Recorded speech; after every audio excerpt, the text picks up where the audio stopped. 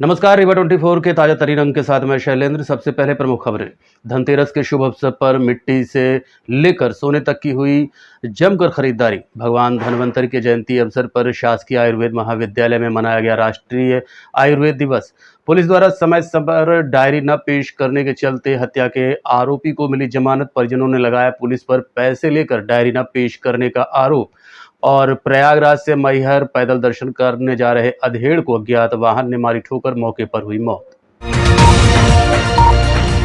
धनतेरस के शुभ अवसर पर मिट्टी से लेकर सोने तक की खरीदारी से बाजार गुलजार रहा। मिट्टी के बर्तन और दिया बेचने वालों को नगर निगम प्रशासन ने विशेष रूप से दुकानें लगाने की जगह दिलाई। धनतेरस के दिन शहर में व्यवस्था बनाने के लिए महापौर अजय मिश्रा बाबा ने एक बार फिर पद्मधर पार्क में सभी दुकानदारों को दुकान लगाने का सुझाव दिया था, जिससे यातायात व्यवस्था पर कोई व्यवधान पैदा न हो। आज बाजार में छोटी छोटी चीजों को खरीदने से लेकर सराफा दुकानों में ग्राहकों की काफी भीड़ देखी गई।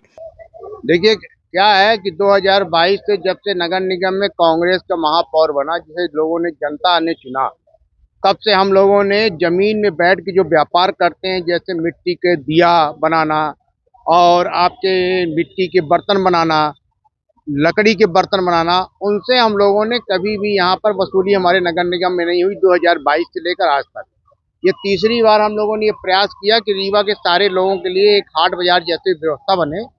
और आपके 27 तारीख से 31 तारीख तक के लिए इनको अलॉट कर दिया गया।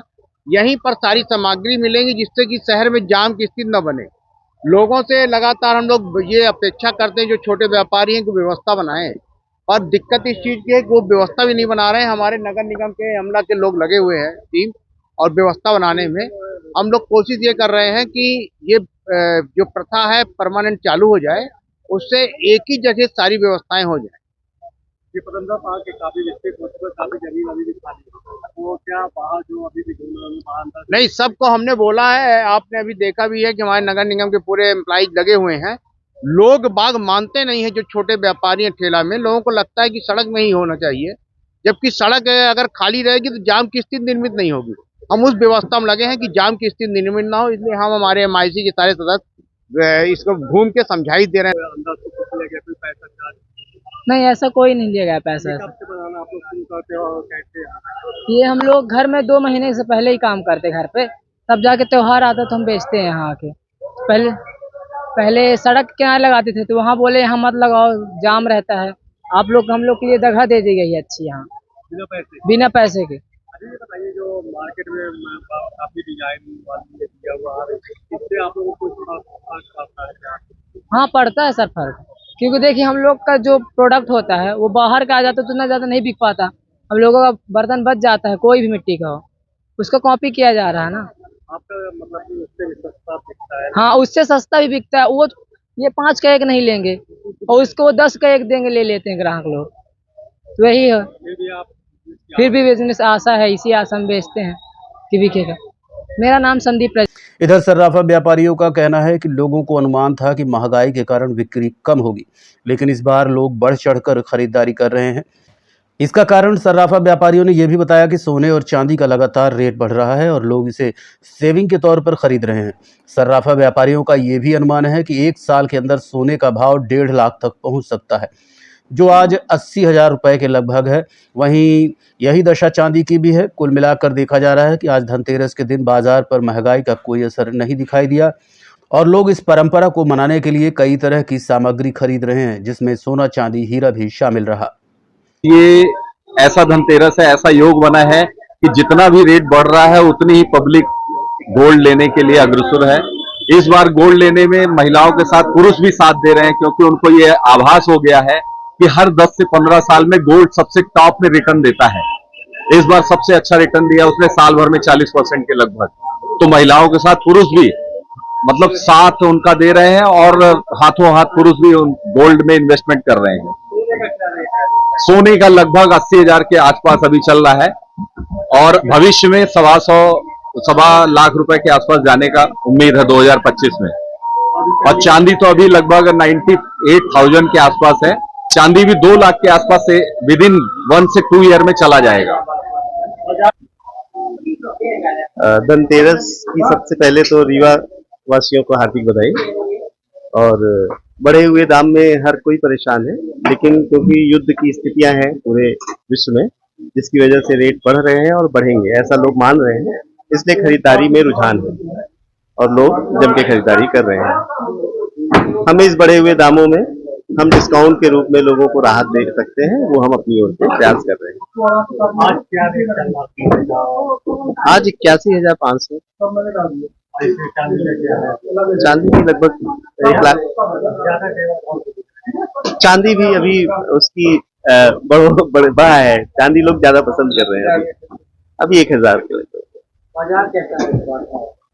बाजार लोग ले रहे हैं, लोगों में उत्साह है इस बात से कि कहीं आगे और न बढ़े, इस वजह से उत्साह है। सोने चांदी का क्या महत्व रहता है आज के दिन में? आज का मुहूर्त होता है कि चांदी और सोने या कोई भी धातु सफेद या पीला खरीदते हैं तो चिरकाल तक होता है। वो तो एक सर्वार्थ सिद्धि योग मानते हैं, बहुत सारे योग एक ही दिन में बनते हैं, इसलिए लोग आज खरीदारी का महत्व मानते हैं। बाबा घाट से कोतवाली घाट तक 25 करोड़ रुपए की लागत से बनने वाले रिवर फ्रंट का आगामी 9 नवंबर को लोकार्पण होगा। इसके साथ ही रीवा को एक और सौगात मिलेगी तथा रीवा के विकास कार्यों में एक और कड़ी जुड़ जाएगी। कलेक्टर श्रीमती प्रतिभा पाल ने निर्माण स्थल का निरीक्षण कर शेष कार्यों को समय से पूर्व पूर्ण करने के निर्देश दिए। आज भ्रमण के दौरान कलेक्टर रीवा ने रिवर फ्रंट में पाथवे, डेकोरेटिव पोल, इलेक्ट्रिक पोल तथा लैंप आदि लगाने जाने के निर्देश दिए।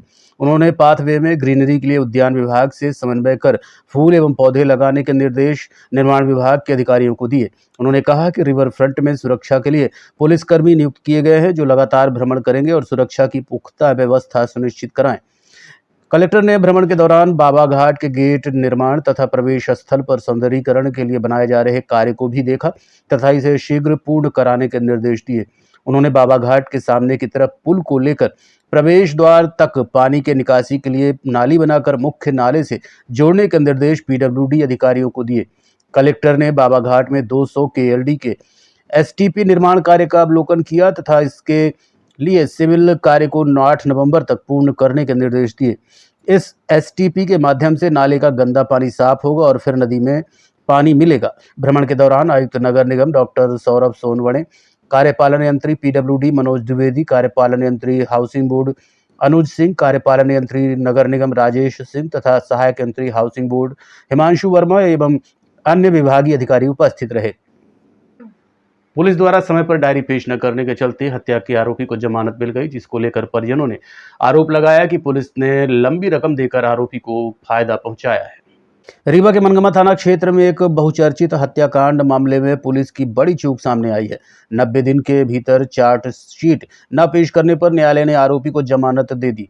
दरअसल पूरा मामला 21 जुलाई 2024 का है, जब मनगमा अंतर्गत कठेरी में मृतका प्रिया पटेल के ऊपर उसके पति ने हमला कर दिया था। घटना को लेकर मृतका के भाई ने बताया कि उस दिन उसकी पत्नी ने उसे बचाने का प्रयास किया, लेकिन उसके पति सुनील पटेल ने उस पर टांगी से हमला कर दिया। वहीं मृतका की भाभी ने बताया कि आरोपी ने उसकी अश्लील वीडियो बनाकर रखी हुई थी और उसे बदनाम करता था और उसे जान से मारने की कोशिश भी करता था, यहाँ तक कि अपनी बच्ची को भी पढ़ाई करने से रोकता था।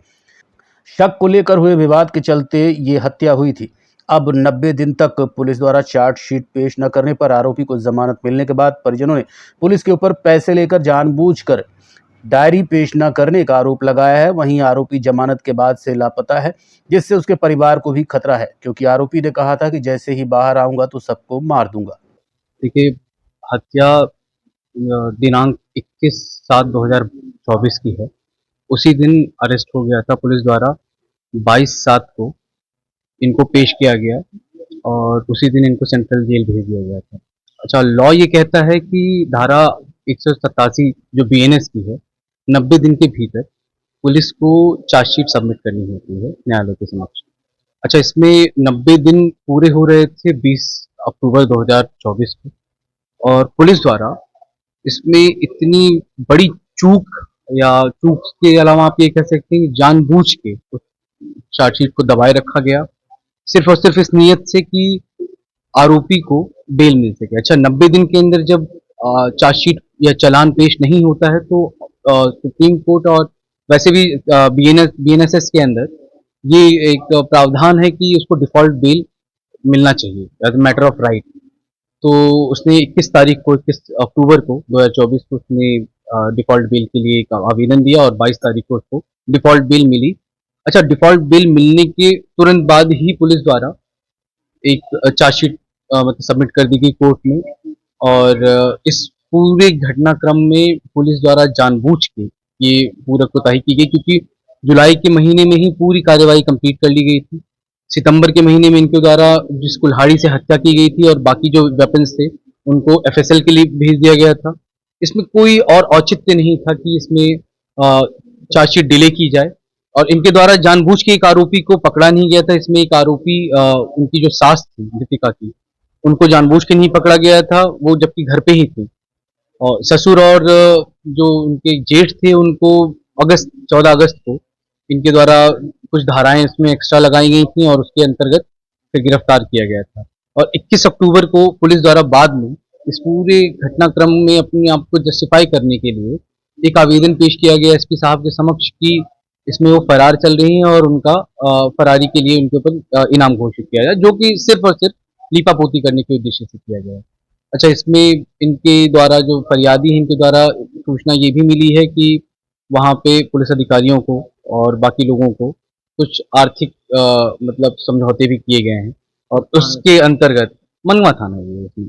और इतना बड़ा फॉल्ट इनके कारण, मतलब इतना जघन्य हत्या में जो इस तरीके से इस ब्रुटैलिटी के साथ की गई थी उसको बेल मिल गया है। और अगर इस तरीके से पुलिस ने कार्यवाही जारी रखी तो हमने वैसे भी देख रखा है कि हमारे जिले में आज क्या कुछ चल रहा है पुलिस व्यवस्था के कारण।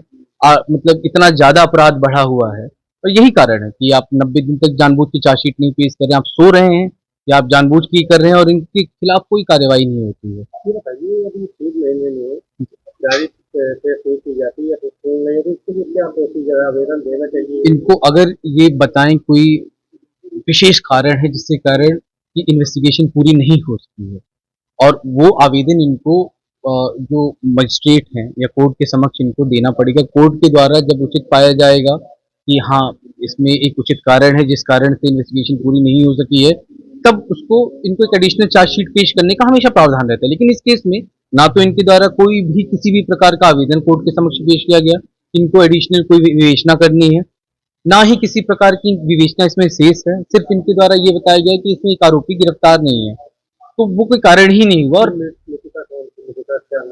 मृतिका इसमें प्रिया, इसमें तो सबसे मुख्य रूप है तो पुलिस की कार्यवाही। पुलिस अपनी कार्यवाही समय से नहीं करी और उसको 90 दिन से ज्यादा होने पे चालान पेश किया गया, उसके बाद उसको डिफॉल्ट बेल मिल चुकी है जिस वजह से वो बाहर है जेल से। और इसकी हमने पहले भी सूचना एसपी सर के पास भी और आईजी सर के पास भी की थी, इसका आवेदन किया था हमने। और इसके मतलब परिवार हमारे कुछ रिलेशन हैं, उनके थ्रू भी लगते हैं और हमारे से भी लगते हैं। उससे हमको ये पता चला कि मतलब इनका मतलब पुलिस का बहुत मेल जोल है, इनका मतलब अमाउंट भी चला, पैसा भी चला है। तो इसी वजह से पुलिस की लीपापोती की वजह से ऐसा हुआ है, जो इस जघन्य अपराध को करने के बाद भी, हमारी एक ही बहन थी, उसकी हत्या करने के बाद भी वो बाहर है आज। कुछ क्या थाना का मामला भी आप लोग लेके पुलिस थाने पहुंचे थे? जी जी जी जी। उसमें क्या हुआ? उसमें सर महिला थाना में हमने, बहन जब हमारी जीवित थी तभी उसने आवेदन एक लगाया था ऐसा ऐसा, लेकिन उसके बाद 15 तारीख की जब बात है वो आया 14 तारीख को, 15 तारीख का हमारी भांजी का बर्थडे था, वो लेके गया, बोला कि हम 16 को शाम को पहुंचा देंगे। लेकिन फिर भी उसके बाद भी नहीं पहुंचाने पर मैडम के पास हम 18 तारीख को गए हैं। इसी का है, इसी सन का, ये 14 जुलाई की बात है, घटना से दो तीन दिन पहले, 6-7 दिन पहले की बात है। तो 14 तारीख को वो लेके गया, 16 तारीख को नहीं पहुंचाया। तो हमारी बहन डेली बात करने के लिए फोन भी लगाती थी, वो फोन भी नहीं उठाता था, ना ही बात करवाता था। उसके बाद आगे चल के जब धीरे धीरे बहन ज्यादा जिद करने लगी, हमने महिला थाने में आए, मैडम से बात की, तो मैडम ने हमें भी बुलाया था, सामने वाले उधर के मतलब भांजी के पिताजी को भी बुलाया था, सुनील कुमार पटेल को भी। वो आए यहाँ, मैडम ने हमको बोला कि जैसे वो ले गया है अपनी बच्ची, आप भी जाकर अपनी बच्ची ले आइए, उसमें अभी दोनों का समान अधिकार है। हम उसके बाद 21 तारीख को बहन जिद करने लगी सुबह ही कि हमको बस में बैठा दो, हम चले जाएंगे। तो सुबह हम लोग नहीं जाने दिए, हम लोग दोपहर में उसको लेके गए।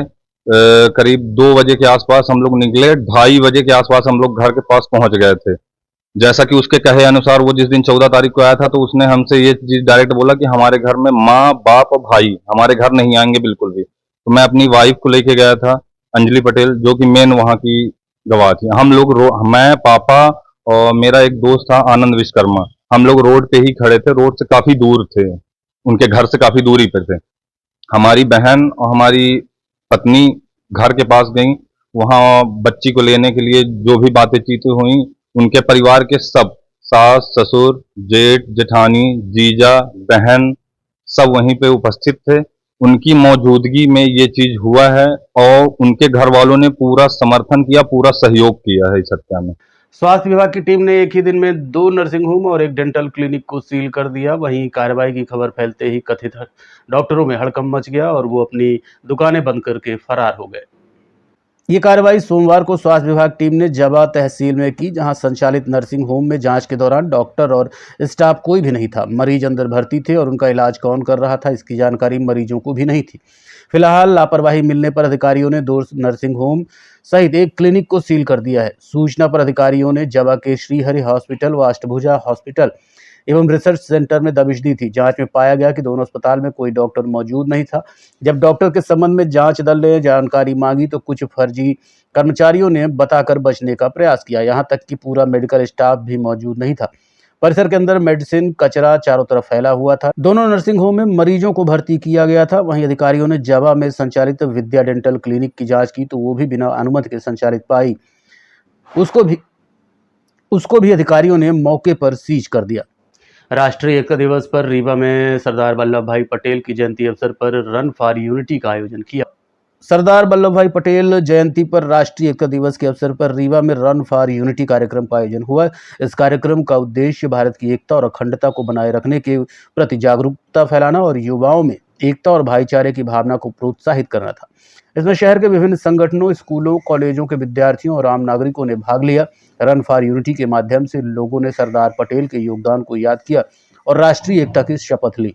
राष्ट्र की आत्मा को प्रफुल्लित करने के लिए, मजबूत करने के लिए और हर नागरिक एक राष्ट्र बन करके इस देश की सेवा करे। जिस तरह से वल्लभ भाई पटेल जी ने इस देश को एक करने का काम किया, उसी तरह एक एक नागरिक अपने को राष्ट्र का एक अंश मान करके और इस तरह का काम करे जिससे देश के विकास में, देश की एकता अखंडता में, उसकी संप्रभुता में किसी तरह की चोट ना आए, किसी तरह का छीजन ना आए। तो इसलिए ये सब बच्चों में संस्कार पैदा करने के लिए और आम नागरिकों में जागरूकता पैदा करने के लिए इस तरह के आयोजन एकता दौड़ का आयोजन किया गया। राष्ट्रीय एकता दौड़ सरदार वल्लभ भाई पटेल जो हमारे पूर्व गृह मंत्री रहे हैं, उनके स्मृति में ये आयोजन हो रहा है। ये पूरे देश में आज 29 अगस्त को कराए जाने का निर्णय लिया गया है। तो इसमें हमने शपथ समारोह रखा हुआ है। शपथ समारोह के बाद में बच्चों को एड्रेस करेंगे माननीय सांसद महोदय। उसके बाद में ये बच्चे मैराथन, मिनी मैराथन के लिए जाएंगे सिरमौर चौराहा तक। ये पूरे स्पोर्ट्स कॉम्प्लेक्स और पूरे हमारे जितने भी स्पोर्ट्स एकेडमी और क्लब, खेल संघ संस्थाओं के बच्चे हैं आज पार्टिसिपेट कर रहे हैं। उद्देश्य क्या है इसका? राष्ट्रीय एकता को बढ़ावा देना और हमें कानून की रक्षा करना, संविधान के नियमों का पालन करना और युवाओं में नई जागृति पैदा हो, हम यूनिटी के साथ में रहें। इस दौड़ का नाम भी रन फॉर यूनिटी है, एकता बनाए रखें, इसका उद्देश्य यही है।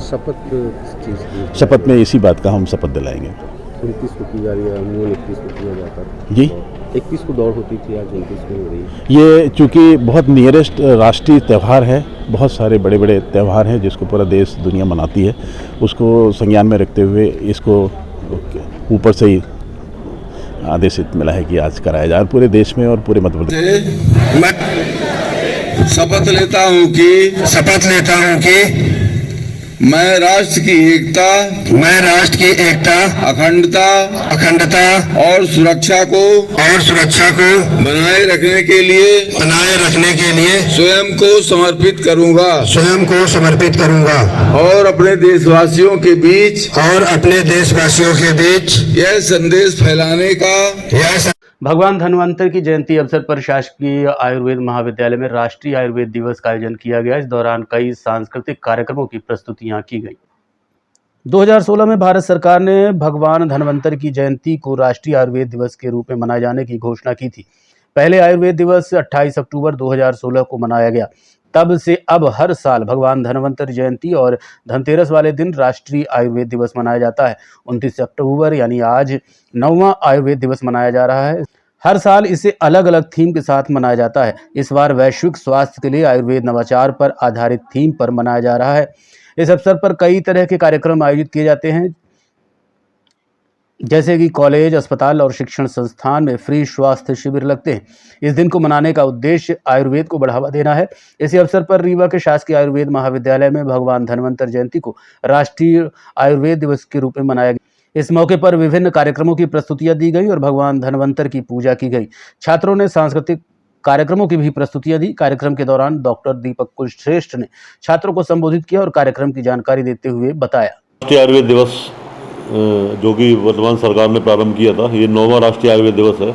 इसको हम लोग बहुत पहले से यानी हमेशा से जो है धन्वंतरि जयंती के रूप में इसको पहले से मनाते आए हैं। धनतेरस के दिन ये मनाया जाता है। भगवान धन्वंतरि का ये प्राकट्य उत्सव इसको के रूप में मनाते हैं। इसको भारत सरकार ने राष्ट्रीय आयुर्वेद दिवस के रूप में घोषित किया 9 साल पहले। आज 9वां राष्ट्रीय आयुर्वेद दिवस इसमें मनाया गया। इसमें लगभग 8-10 दिन से हमारे विभिन्न कार्यक्रम चल रहे थे, जिसमें विभिन्न शिक्षण संस्थाओं में हमारे लेक्चरर्स जो हैं स्वास्थ्य के प्रति जागरूकता पैदा करने के लिए अपने व्याख्यान दे रहे थे कि किस प्रकार सोना चाहिए, किस प्रकार से क्या किस मौसम में क्या खाना चाहिए, स्वास्थ्य के प्रति जागरूकता के लिए। उसके बाद कल रानी तालाब में हम लोगों ने एक चिकित्सा शिविर, निःशुल्क चिकित्सा शिविर आयोजित किया, जिसमें लगभग 200 के ऊपर मरीज हमारे आए, जिसमें ब्लड शुगर और विभिन्न प्रकार की जांचें हम लोगों ने करी। उसी उपलक्ष्य में आज धन्वंतरि जयंती के रूप में हम लोग भगवान धन्वंतरि का पूजा अर्चना करेंगे और प्रसाद वितरण कर आज के इस कार्यक्रम के समापन करेंगे। तो धन्वंतरि जी का क्या महात्म्य है आयुर्वेद से? भगवान धन्वंतरि जी को देवताओं का चिकित्सक माना गया है। इन्होंने पृथ्वी पर आयुर्वेद को लाने का श्रेय इन्हीं को जाता है। ये इसका हम इतिहास देखें तो बहुत पुरानी परंपरा है। ब्रह्मा से इसकी शुरुआत मानी जाती है। ब्रह्मा से अश्वनी कुमार, अश्वनी कुमार से इंद्र के बाद में भगवान धन्वंतरि इसको धरती पर लेके आने का श्रेय इन्हीं को जाता है। इसलिए हम लोग इनको प्रकट देवता हैं, देवताओं का जन्म दिवस नहीं मनाया जाता, इनको प्रकट उत्सव मनाया जाता है। तो ये प्रकट हुए आज के दिन और इसको जन सामान्य बहुत पहले से जो धनतेरस के रूप में मनाता है, तो धनतेरस के लिए एक्चुअल में धन्वंतरि भगवान के रूप में ही ये जाने जाते हैं। तो इस प्रकार से हम लोग इसका जन्म दिवस मनाते हैं। पीएम मोदी जी का लाइव कार्यक्रम भी, हाँ, आज इसी उपलक्ष्य में all India institute of Ayurveda जो नई दिल्ली में स्थित है, वहाँ पर माननीय प्रधानमंत्री श्री नरेंद्र मोदी जी मुख्य अतिथि हैं और इनका कार्यक्रम 12:30 से है। उसका लाइव टेलीकास्ट करने के लिए हमारे महाविद्यालय में व्यवस्था की गई है, जो कि भारत शासन से इसके निर्देश प्राप्त हुए हैं। तो 12:30 से वो कार्यक्रम प्रारंभ होगा और 11-11:30 से हमारे यहाँ पूजन आयोजित। देखते रहिए Rewa 24 news, city cable network. मिलते हैं छोटे से ब्रेक के बाद। हड्डी जोड़ एवं रीढ़ रोग तथा स्त्री रोग एवं प्रसूति रोग का इलाज एक ही छत के नीचे। विघ्नहर्ता hospital and trauma centre, hotel landmark के पास, रतहरा, रीवा। डॉक्टर संतोष सोनी, पूर्व चिकित्सक, बॉम्बे हॉस्पिटल, मुंबई। हड्डी जोड़ एवं रीढ़ रोग विशेषज्ञ, छोटे चीरे एवं दूरबीन विधि द्वारा हाथ तथा पैर की हड्डियों का ऑपरेशन। गठियाबात, जटिल एवं बिगड़े हुए फ्रैक्चर का बेहतर इलाज करते हैं डॉक्टर संतोष सोनी। विघ्नहर्ता हॉस्पिटल ट्रॉमा सेंटर में ही स्त्री एवं प्रसूत रोग विशेषज्ञ डॉक्टर शैलजा सोनी भी उपलब्ध हैं, जिनकी देखरेख में नॉर्मल डिलीवरी, सिजेरियन ऑपरेशन एवं बच्चेदानी से संबंधित ऑपरेशन की बेहतर सुविधा। संतानहीन दंपत्ति तत्काल संपर्क करें। विघ्नहर्ता hospital and trauma centre, hotel landmark के पास, रतहरा, रीवा। सुविधाजनक एवं सफल इलाज हेतु आज ही संपर्क करें। विघ्नहर्ता hospital and trauma centre, hotel landmark के पास, रतहरा, रीवा। मोबाइल नंबर 7828781983 अथवा 8462956774 पर।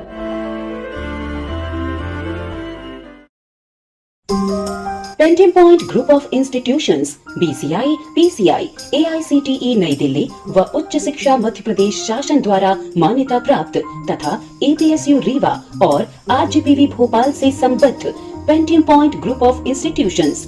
हमारे यहाँ नियमित पाठ्यक्रमों में law courses BA LLB, LLB, LLM, BCom LLB, BBA LLB, management courses MBA, IT, finance, marketing, HR, BBA, pharmacy courses D pharmacy, B pharmacy, pharmacy के अलावा BA all group, BBA, BCA, BCom, BSc, CS, PCM, BSc, CPZ, BSc biotech, MSc physics, chemistry, computer science व biotech, MA history, sociology, economics, MCom, MSW, PGDCA उपलब्ध हैं।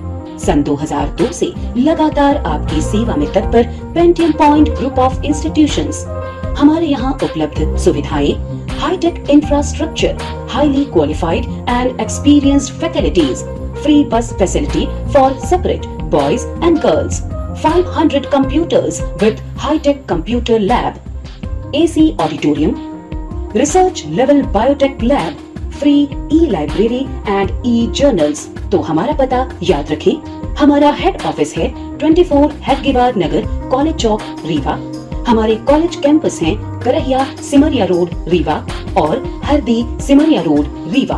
अधिक जानकारी के लिए हमें इन नंबर्स पर संपर्क करें। अपने बच्चों के उज्जवल भविष्य के लिए संपर्क करें Pentium point group of institutions. Prayagraj से मैहर पैदल दर्शन करने जा रहे एक अधेड़ को अज्ञात वाहन ने ठोकर मार दी, जिससे उसकी मौत हो गई। घटना के संबंध में मृतक कमरेश यादव के भाई ब्रजेश सिंह यादव ने बताया कि पिछले 5 साल से उनके भाई प्रयागराज से मैहर पैदल दर्शन करने जाते हैं। 2 दिन पहले ही वो दर्शन के लिए निकले थे, जिन्हें जुगनीहाई टोल प्लाजा के पास किसी अज्ञात वाहन ने ठोकर मार दी, जिससे उनकी मौत हो गई। घटना की सूचना एम्बुलेंस के कर्मचारियों ने दी, जिसकी सूचना मिलते ही वो रीवा पहुंचे हैं। हमारा नाम इंद्रजीत सिंह यादव है, पिता का नाम श्री सत्यम अमरीश कुमार यादव सर। ये कहाँ से कहाँ जा रहे हैं? सर इलाहाबाद दक्षिण कोटवा विपार थाना सराय नायक प्रयागराज से मैहर जा रहे थे। हर वर्ष जा रहे थे, इस बार भी पैदल ही जा रहे थे। दिवाली के दर्शन, हाँ दीपावली के दिन दर्शन करते हैं वहाँ पे। तो ये घटना क्या हुई? घटना सर वहाँ से निकले हैं लगभग 2 दिन पहले, मंगलवार को नहीं शनिवार को शायद निकले हैं। और उसके बाद आज जो हमारी भतीजी इलाहाबाद भर्ती थी और वहाँ पे फ़ोन गया कि ऐसी ऐसी बात है, तो वहाँ से भागते हुए चले। ये रीवा जुगनहाई टोल प्लाजा के पास इनकी शव मिला है जी। किसी गाड़ी ने अज्ञात क्या? हाँ सर, मिली आपको? नहीं, यहाँ पे सूचना मिल रही है कि किसी ने ठोंक दिया है, यही सब बात है। ये पैदल थे? जी पैदल थे सर। क्या सूचना क्या मिली पुलिस के द्वारा? यहाँ पुलिस के द्वारा नहीं मिली, जो एम्बुलेंस साहब लेके आए थे, कर्मचारी थे, वही सूचना फ़ोन किया गया हमारे नंबर पे, मोबाइल उनकी है, तो इस नंबर फ़ोन किया गया तो वही उठाया, कहें ऐसी ऐसी बात है, तो हम लोग वहाँ से भागते हुए चले। अकेले निकले थे? जी अकेले निकले थे। क्या नाम था इनका? अमरीश कुमार यादव से। कितने साल से ये मैहर जो है? सर लगभग ये 5वां साल है। 5वां साल। रहने वाले कहाँ के? दक्षिण कोटवा विपार के, हमारे छोटे भाई। आज के अंक में इतना ही। देखते रहिए रीवा 24 न्यूज़। नमस्कार।